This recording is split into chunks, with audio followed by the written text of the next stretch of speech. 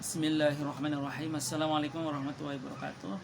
Berjumpa kembali dengan Rewa Channel. Kali ini saya akan membahas tentang buku dari Imam Al-Ghazali tentang Azhabul Ibris, yaitu rahasia dan khasiat ayat-ayat Al-Quran.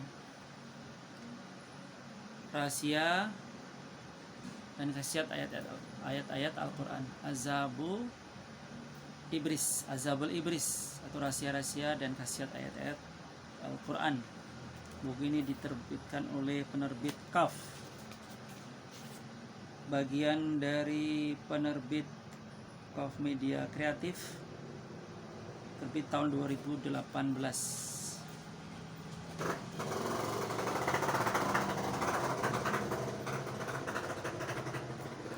Baik, coba kita melihat lebih jauh.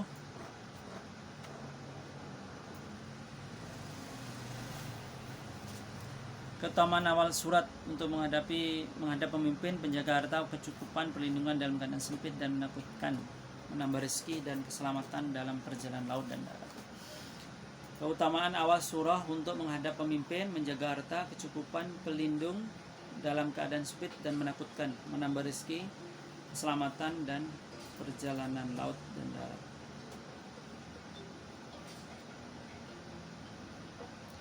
Hujatul Islam Imam Hamid Al-Ghazali berkata, awal-awal surat ini seperti alif lam mim shad, alif lam ra, ha mim shad, yasin nun qaf ha mim. Ahli hakikat mengatakan bahwa huruf-huruf ini adalah huruf ini Allah SWT jadikan sebagai penjaga Al-Quran dari tambahan dan pengurangan. Inilah yang dimaksud dalam bunyi ayat berikut.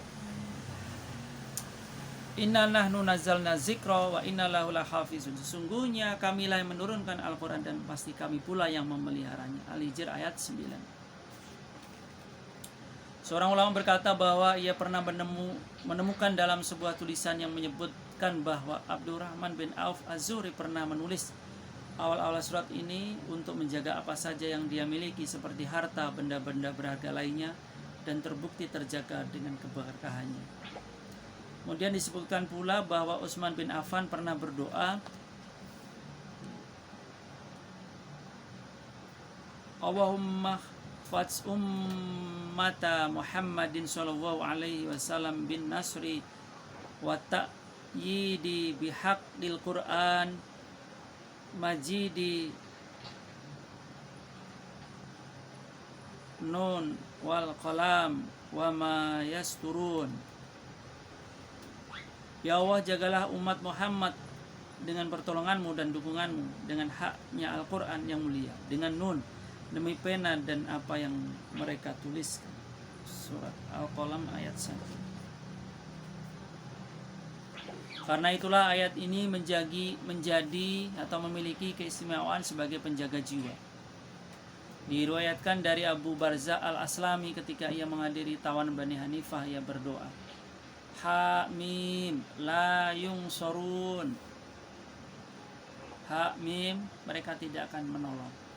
Diriwayatkan pula dari Rasulullah SAW bahwa beliau menjadikan doa itu sebagai syair di antara kaum muslimin di tengah-tengah peperangan beliau. Beliau bersabda, katakanlah ha mim, mereka tidak akan menolong, mereka tidak akan tertolong.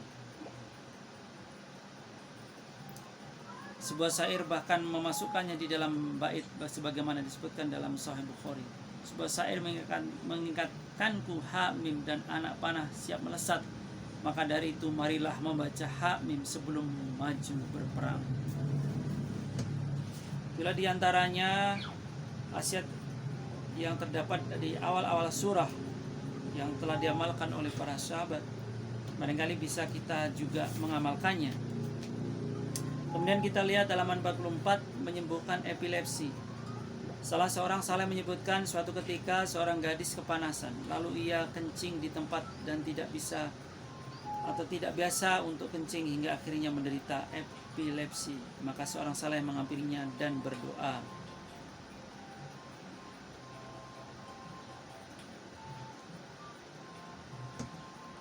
yang artinya dengan menyebut nama Allah yang Maha Pengasih lagi Maha Penyayang. Alif Lam Mim, Shad, Toha, To, Sin, Mim, Kaf, Ha, Ya, Ain, Shad, Yasin, dan demi Allah dan demi Al-Quran yang penuh hikmah, Ha, Mim, Ain, Shad, Qaf, Nun, demi pena dan apa yang mereka tuliskan.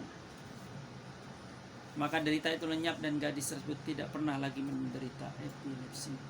Itulah pengalaman dari ulama yang mengobati seorang gadis yang sedang epilepsi. Mudah-mudahan bisa juga kita praktekkan dengan keyakinan kita kepada Allah Subhanahu wa Ta'ala.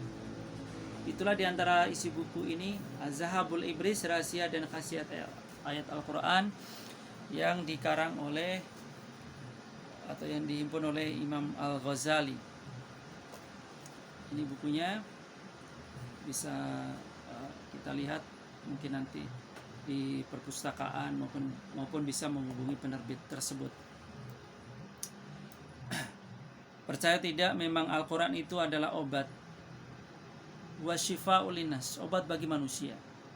Al-Quran itu diturunkan sebagai obat,